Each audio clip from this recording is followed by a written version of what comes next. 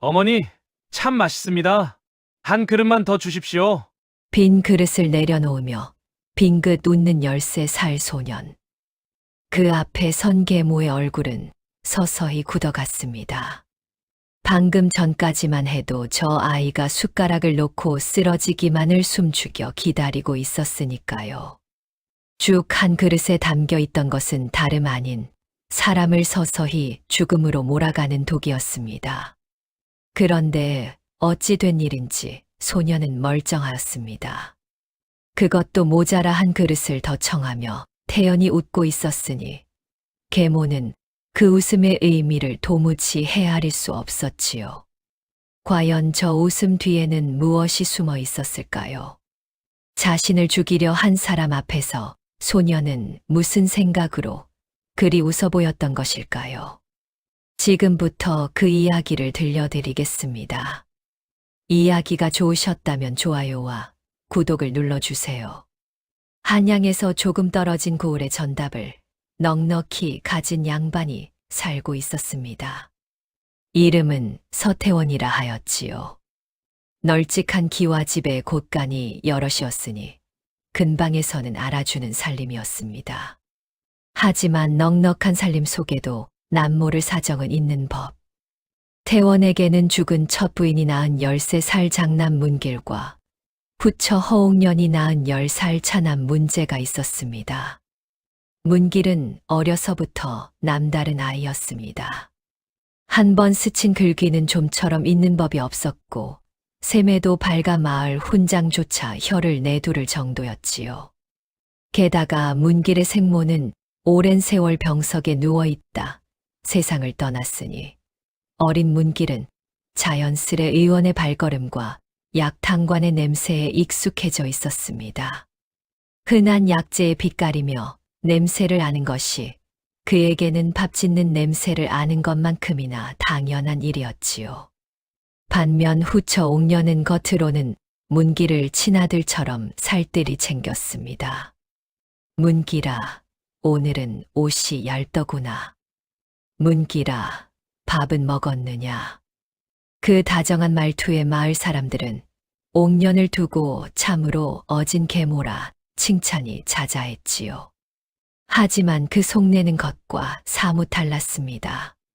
태원이 문길에게 전담 문서를 보는 법과 곳간을 관리하는 법을 하나둘 가르치기 시작하면서부터 옥년의 마음 한구석에는 검은 그림자가 드리우기 시작했습니다. 밤이 깊어 문제가 잠든 것을 확인한 옥년은 홀로 앉아 등잔불을 바라보며 되뇌었지요. 저 아이가 자라 집안의 주인이 되면 내 아들 문제는 평생 형의 그늘에서나 살아야 할 터인데 씨가 다른 자식에게 이 집을 통째로 내어줄 수는 없는 노릇이다. 한 번 마음에 박힌 불안은 날이 갈수록 뿌리를 깊이 내렸습니다. 옥녀는 낮에는 여전히 웃는 얼굴로 문길을 대하면서도 마음속으로는 이미 다른 셈을 하고 있었던 것이지요. 그러던 어느 날이었습니다. 이 집에서 오래도록 종살이를 해온 늙은 남종 강억수가 장터에 나갔다가 낯익은 얼굴을 보게 되었습니다. 안방마님의 심부름을 도맡아 하는 계집종이었지요. 그 계집종이 후미진 약재상 앞에서 누구에게도 들키지 않으려는 든 목소리를 낮추어 무언가를 청하고 있었습니다. 억수는 오랜 세월 이 집 살림을 지켜본 눈치가 있었기에 예사롭지 않은 낌새를 곧바로 알아차렸지요. 집으로 돌아온 억수는 고민 끝에 이 사실을 문길에게 넌지시 전했습니다. 도련님, 소인이 오늘 장터에서 이상한 것을 보았습니다. 마님 심부름하는 아이가 수상한 약재상 앞에서 남몰래 무언가를 사려 하더군요. 문길은 순간 낯빛이 굳었으나 이내 태연한 얼굴로 돌아왔습니다. 아직은 무엇을 위한 약재인지 누구를 향한 것인지조차 알 수 없었기 때문이지요. 하지만 어린 문길의 머릿속에는 이미 여러 갈래의 짐작이 스쳐 지나가고 있었습니다. 다음 날 문길은 조용히 집을 나서 생모를 오랫동안 치료했던 의원 조학진을 찾아갔습니다. 학진은 문길의 생모가 앓던 시절부터 이 집안의 사정을 누구보다 잘 아는 사람이었지요. 어르신, 여쭙고 싶은 것이 있어 찾아왔습니다. 문길은 억수에게서 들은 이야기를 소상히 전하며 그 약재상에서 흔히 다루는 것들 가운데 사람 몸에 해가 되는 것이 무엇인지 물었습니다. 학진은 아이답지 않게 침착한 문길의 얼굴을 물끄러미 바라보다 천천히 입을 열었습니다. 도련님, 세상에는 겉으로는 몸을 보한다 하면서 오래 먹으면 서서히 사람을 상하게 하는 약재가 적지 않습니다. 냄새와 빛깔을 잘 알아두시면 혹여 그런 것이 음식에 섞여 들어와도 알아차릴 수 있을 것입니다. 학진은 문길에게 몇 가지 약재의 냄새와 빛깔을 자세히 일러주었고 만일의 경우를 대비해 몸을 보호할 방도까지 넌지시 알려주었습니다. 문길은 그 하나하나를 마음에 새기며 고개를 끄덕였지요. 다만 이때까지도 문길은 그 약재가 정녕 누구를 향한 것인지는 짐작할 뿐 확신하지는 못하고 있었습니다. 며칠이 흐른 어느 저녁이었습니다. 옥녀는 몸소 부엌에 나가 죽 한 그릇을 쑤었습니다. 그러고는 고운 소반에 정갈하게 올려 문길의 방으로 향했지요. 방문을 열고 들어서는 옥년의 얼굴에는 평소와 다름없이 다정한 미소가 걸려 있었습니다. 문길아, 요즘 통 얼굴이 상한 듯하여 내 손수 죽을 쑤어왔다. 몸을 보하는데 좋은 재료를 넣었으니 어서 들거라. 문길은 소반을 받으며 가만히 고개를 숙여 인사를 올렸습니다. 어머니께서 이리 손수 챙겨주시니 감사할 따름입니다. 문길은 숟가락을 들어 죽을 한술 뜨는 순간 코끝으로 스치는 낯익은 냄새를 놓치지 않았습니다. 학진에게서 일러 들었던 바로 그 냄새였습니다. 순간 문길의 손끝이 미세하게 떨렸으나 겉으로는 조금도 티를 내지 않았지요.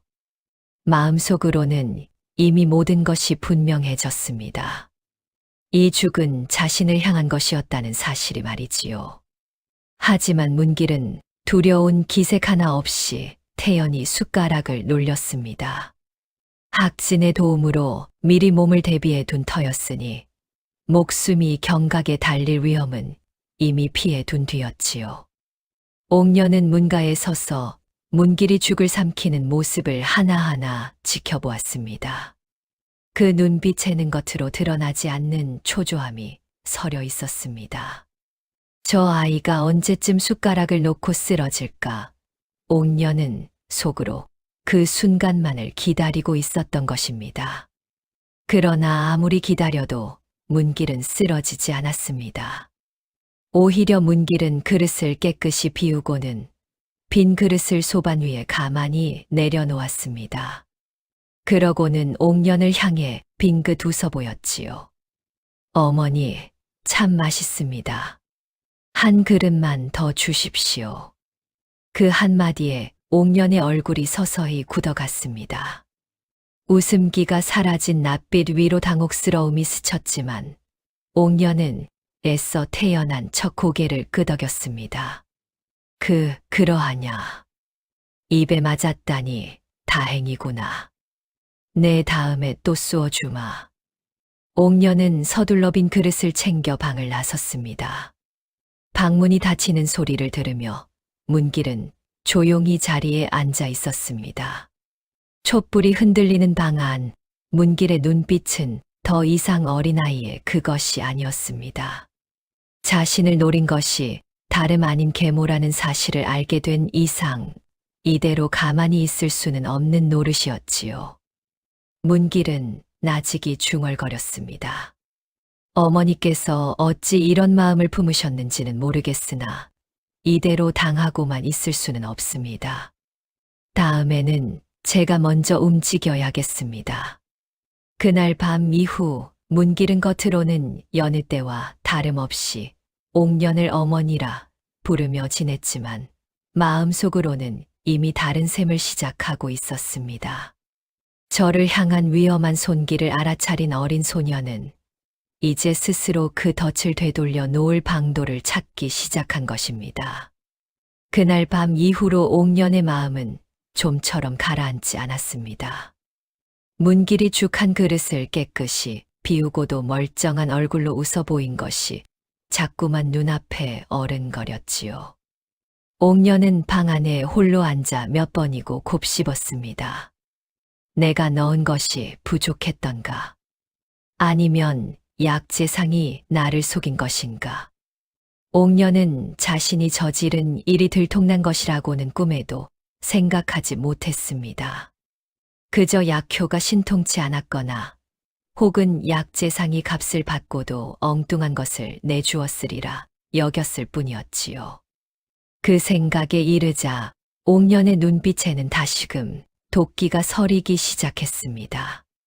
한편 문길은 그날 이후로 오히려 더욱 살가운 아들 노릇을 하였습니다. 옥년의 방을 찾아가서는 어리광 부리듯 소반 앞에 앉아 말하였지요. 어머니, 지난번 끓여주신 죽이 어찌나 입에 맞던지 요 며칠 계속 생각이 났습니다. 한 번 더 쏘어주시면 아니 되겠습니까? 옥년은 순간 당황한 기색을 감추지 못하였으나 이내 얼굴을 다잡았습니다. 마음속에서는 온갖 생각이 뒤엉키고 있었지요. 저 아이가 정녕 아무것도 모르는 것인지 아니면 무언가를 알고도 저리 천연덕스럽게 구는 것인지 도무지 갈피를 잡을 수 없었습니다. 하지만 13살 어린아이가 그리 깊은 속내를 감출 리 없다는 생각에 옥년은 애써 문길이 아무것도 모른다는 쪽으로 마음을 기울였습니다. 문길은 옥년의 눈치를 살피며 속으로 생각했습니다. 어머니께서 아직 확신을 갖지 못하신 듯하니 내가 먼저 조바심을 내게 만들어야겠구나. 문길은 며칠에 한 번씩 슬쩍슬쩍 죽 이야기를 꺼내며 옥년을 흔들었습니다. 처음에는 대수롭지 않게 넘기던 옥년도 아들이 자꾸만 그 죽을 청하니 마음이 편치 않았습니다. 자신이 넣은 약재가 정령 효험이 없는 것인지 아니면 다른 무언가가 잘못된 것인지 확인하지 않고서는 다음 일을 도모할 수도 없는 노릇이었지요. 결국 옥년은 참지 못하고 다시 장터로 향했습니다. 전에 약재를 구했던 후미진 약재상을 다시 찾아간 것이었습니다. 그런데 이때 문길의 부탁을 받은 늙은 종 강억수가 멀찍이서 옥년의 뒤를 밟고 있었습니다. 억수는 저작거리에 소란한 인파 속에 몸을 숨기며 조심스레 옥년을 뒤따랐습니다. 옥년은 사람들의 눈을 피해 약재상 뒤편 골목으로 들어섰고 그곳에서 낯익은 약재상 주인과 낮은 목소리로 말을 주고받았습니다. 억수는 담벼락에 바짝 붙어 숨을 죽인 채 그 대화에 귀를 기울였지요. 지난번 그건 말입니다. 어찌 된 일인지 아무 효험이 없었습니다. 약재상 주인은 나직하게 대답하였습니다.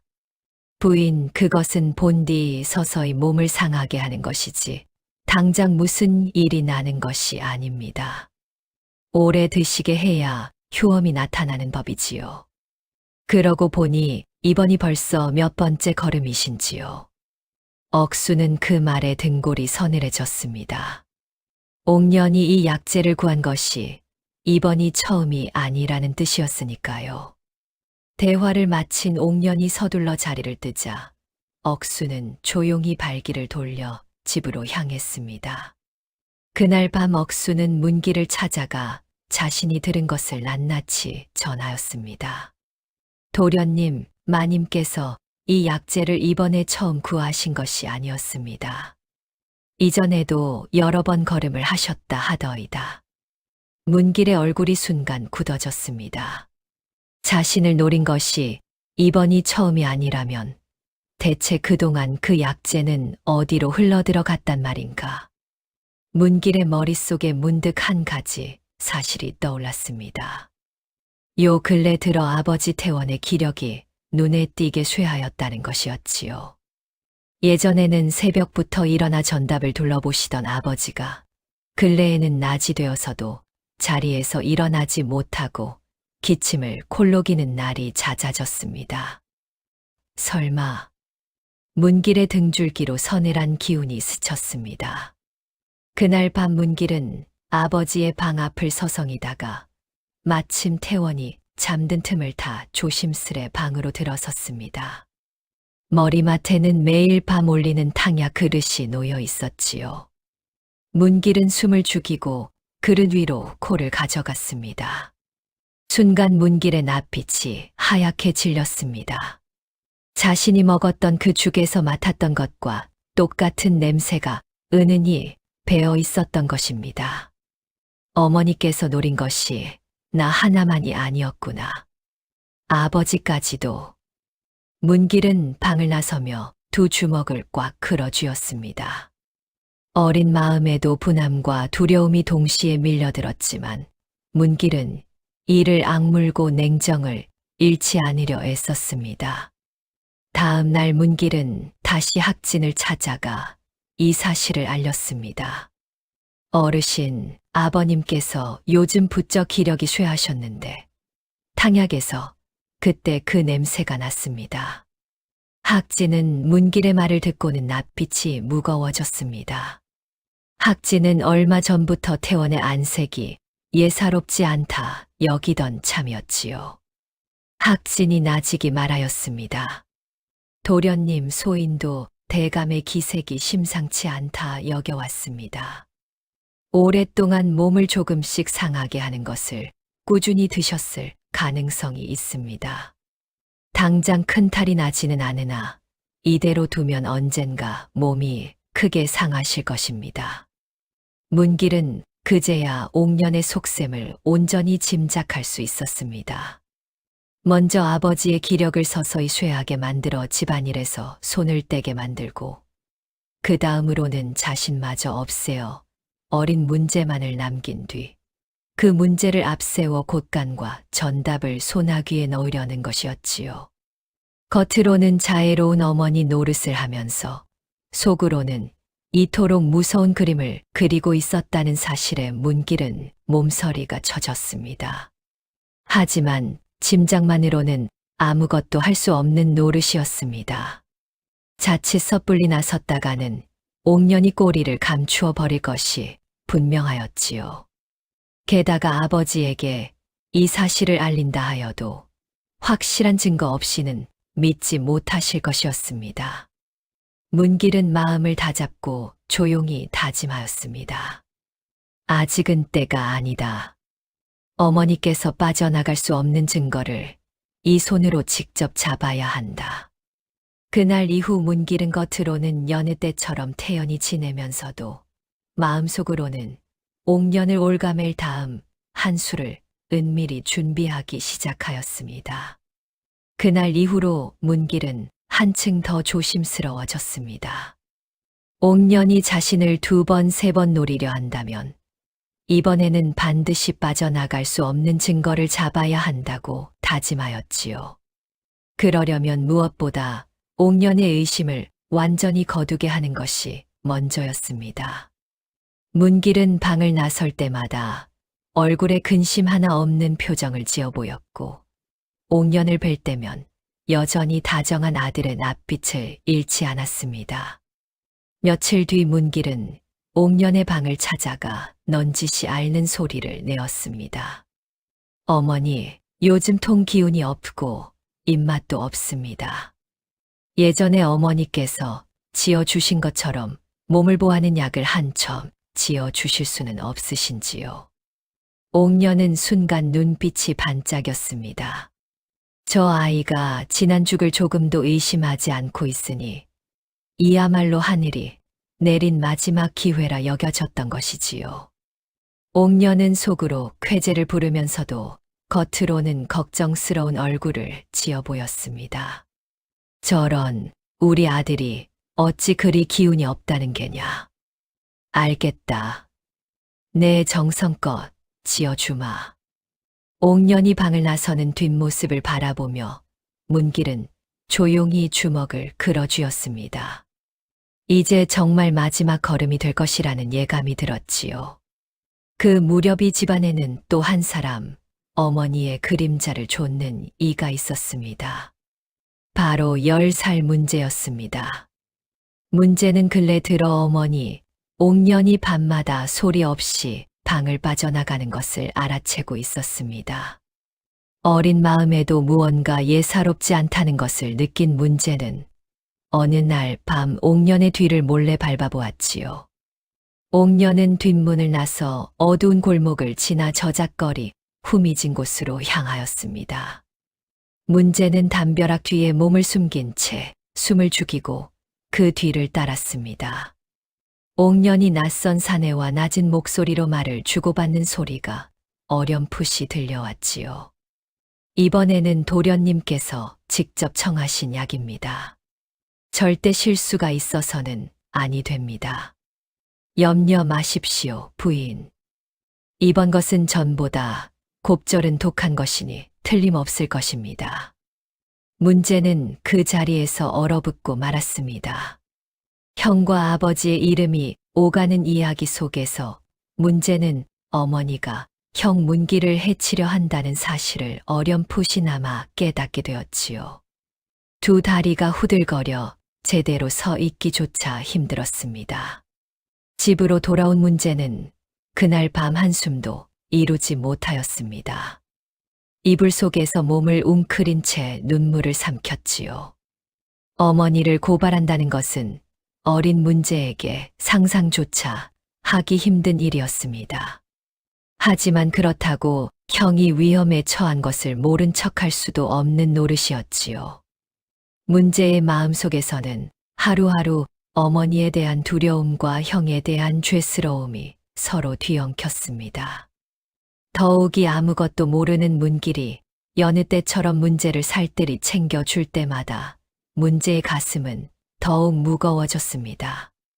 문제야, 오늘은 글 공부가 어떠하였느냐?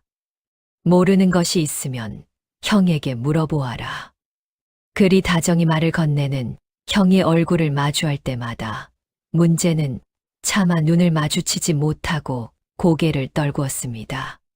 형님은 저리 저를 아껴주시는데 어머니는 어찌 저런 무서운 마음을 품으셨을까?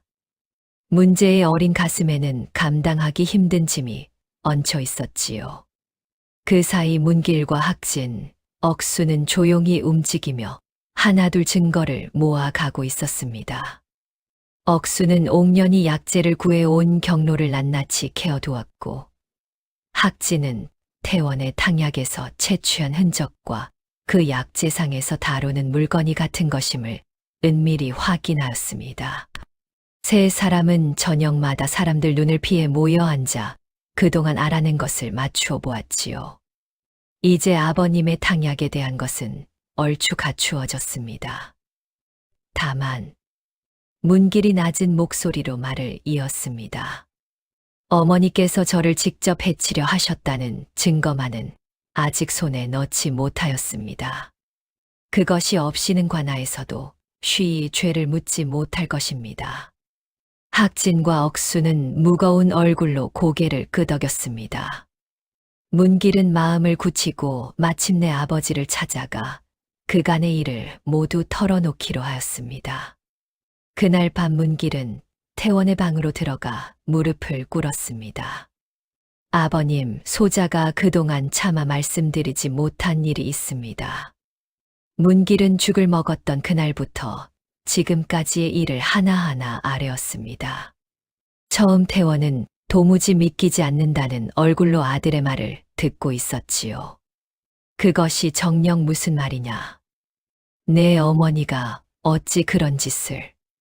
하지만 곁에 있던 학진이 그간 살펴본 탕약의 증거를 내놓고 억수가 저작거리에서 들은 것을 낱낱이 고하자 태원의 낯빛은 점점 창백해져 갔습니다. 태원은 한참을 말을 잃은 채 앉아 있다가 마침내 무겁게 입을 열었습니다.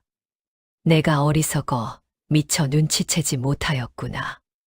문길은 그런 아버지의 손을 잡으며 조용히 청하였습니다. 아버님, 아직 어머니를 당장 추궁하지는 말아 주십시오. 확실한 증거를 잡을 때까지 조금만 더 기다려 주십시오. 태원은 아들의 결연한 눈빛을 보며 말없이 고개를 끄덕였습니다. 며칠 뒤 옥녀는 몸소 약사발을 들고 문길의 방을 찾았습니다. 정성껏 달인 듯한 향기가 방 안에 은은히 퍼졌지요. 문길아, 내가 청한 약을 지어왔다. 어서 들거라. 문길은 조금의 의심도 없는 얼굴로 두 손을 내밀어 약사발을 받아들었습니다. 그 순간이었습니다. 병풍 뒤에 숨어있던 태원과 학진, 억수가 일제히 모습을 드러내었습니다. 부인, 이 약사발 안에 무엇이 들었는지 어디 한번 말해보시오. 옥년의 얼굴이 새하얗게 질렸습니다. 도망칠 곳도 둘러댈 말도 남아있지 않았지요. 옥년은 그 자리에 털썩 주저앉아 목 놓아 울부짖었습니다. 내가 누구를 위하여 이리 했겠느냐. 모두 문제를 위한 일이었다. 그 절규가 방 안을 가득 메우던 그 순간 방문 밖에서 모든 이야기를 숨죽여 듣고 있던 문제가 참았던 눈물을 터뜨리며 안으로 들어섰습니다. 방문이 열리고 문제가 눈물범벅이 된 얼굴로 들어서자 옥년의 낯빛에는 순간 한 가닥 희망이 스쳤습니다. 다른 누구도 아닌 제 배로 낳은 친아들이었으니 이 자리에서만은 자신의 편이 되어 줄 것이라 여겼던 것이지요. 옥년은 떨리는 손을 뻗어 문제를 향해 애원하듯 말하였습니다. 문제야, 이 어미의 말을 들어보아라. 어미가 이리 한 것은 모두 너를 위한 일이었다. 너도 알지 않느냐. 옥년의 목소리에는 지난날의 위세는 온데간데 없고 오로지 마지막 동화줄을 붙잡으려는 절박함만이 서려 있었습니다. 방 안의 모든 시선이 문제에게로 쏠렸습니다. 태원도 학진도 억수도 그리고 약사발을 손에 든 채 서 있던 문길도 어린 문제의 입에서 무슨 말이 나올지 숨을 죽이고 지켜보았지요. 문제는 한참을 아무 말도 하지 못한 채 그 자리에 서 있었습니다. 어머니를 향한 두려움과 형에 대한 죄스러움이 마지막으로 가슴 속에서 부딪히고 있었던 것입니다. 하지만 문제는 이내 눈물을 닦아내고 고개를 천천히 가로저었습니다. 어머니, 소자는 형님의 것을 탐낸 적이 단 한 번도 없습니다. 문제의 목소리는 떨리고 있었으나 분명하였습니다. 어머니께서 정녕 소자를 위하셨다면 어찌 소자가 세상에서 가장 딸에는 형님을 죽이려 하셨습니까? 형님이 없는 이 집이 소자에게 무슨 의미가 있단 말입니까? 그 한마디에 옥년은 그대로 얼어붙고 말았습니다.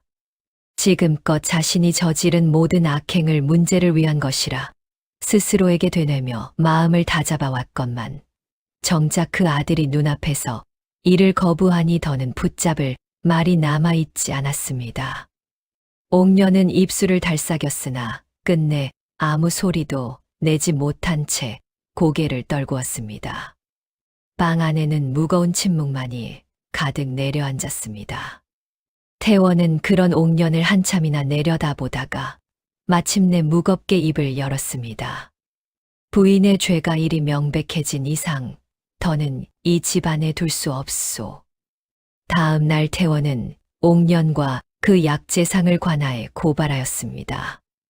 관하에서는 그간 문길과 학진, 억수가 하나하나 모아둔 것들을 낱낱이 확인하였습니다. 약재상에서 옥년이 여러 차례 은밀히 약재를 구입한 내역이 드러났고 집 안에 남아있던 약재 또한 증거로 나왔습니다. 학진은 그 약재가 태원의 탕약과 문길의 죽에서 나온 냄새와 같은 것임을 분명히 확인해 주었으며 억수는 저작거리에서 옥년과 약재상이 나눈 이야기를 낱낱이 증언하였습니다. 모든 것이 하나로 맞아떨어지자 옥년이 태원을 먼저 상하게 하고 이어 문길마저 해치려 하였다는 사실이 낱낱이 드러났습니다.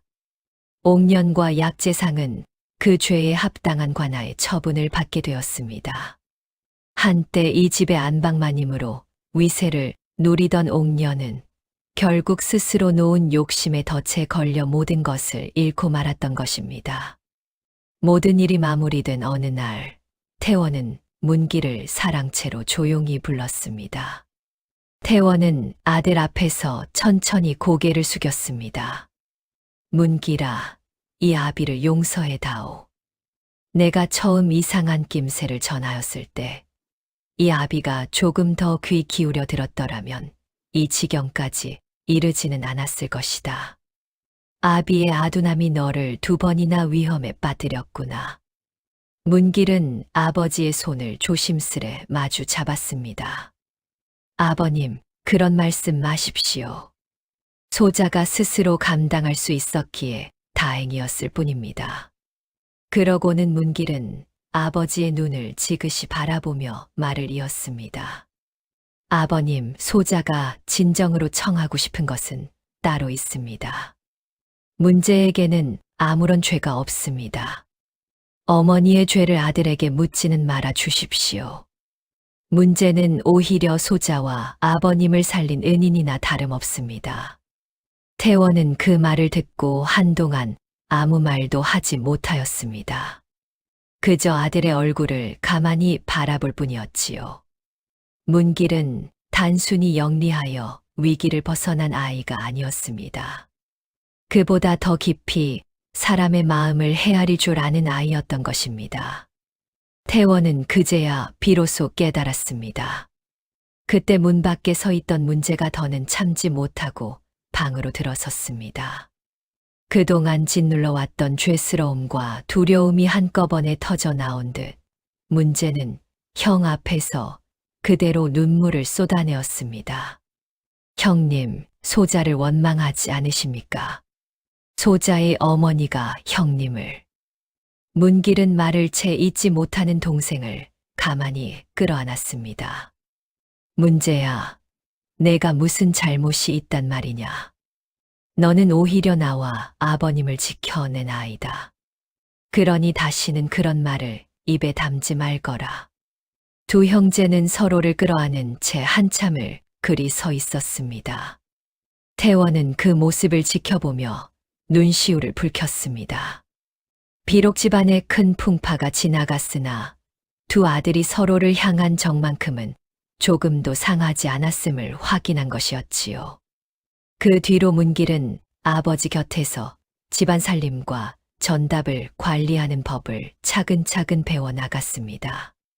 어려서부터 총명하였던 문길은 나이가 들수록 더욱 신중하고 사람의 마음을 헤아릴 줄 아는 이로 자라났습니다.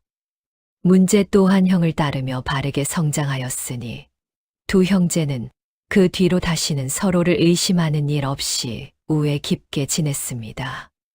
세월이 흘러 문길이 장성하여 이 집안을 온전히 이끌게 된 뒤에도 고을 사람들 사이에서는 여전히 한 가지 이야기가 오래도록 입에서 입으로 전해졌습니다. 계모가 내놓은 죽에 독이 들었음을 알아차리고도 눈 하나 깜짝 않고 한 그릇을 깨끗이 비운 뒤 태연이 웃으며 한 그릇을 더 청하였다는 어린 소년의 이야기 말입니다. 어머니, 참 맛있습니다. 한 그릇만 더 주십시오. 그 대담한 한마디로 자신을 해치려던 사람을 도리어 스스로 놓은 덫 속으로 끌어들인 천재소년, 서문길의 이야기였습니다. 여러분은 어떻게 생각하시나요? 욕심으로 쌓아 올린 것은 결국 스스로를 무너뜨리는 법입니다. 반면 지혜와 사람의 마음을 헤아리는 힘은 아무리 큰 위기 속에서도 사람을 지켜주는 법이지요. 오늘 이야기가 마음에 드셨다면 좋아요와 구독 부탁드립니다. 녹음야담은 여러분의 오늘이 최고의 하루가 되길 응원하겠습니다. 감사합니다.